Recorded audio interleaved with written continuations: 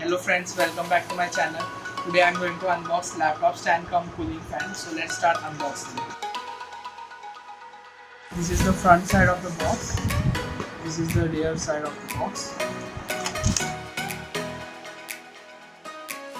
Here we are getting the laptop fan. Also we are getting USB cable. So this is the main cooling fan. This is from Zinq. So it's quite lightweight. In the back side we are getting like this. Two USB ports for power. So we can keep this in a elevated position like this.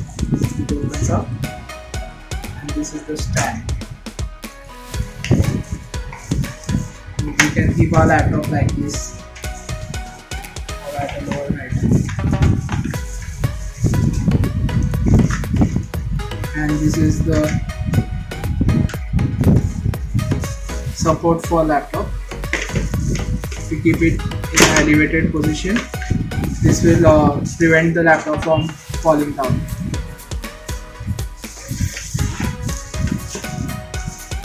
As we can see, we are having two fans. Back side we are having exhaust fan. Back side looks like this.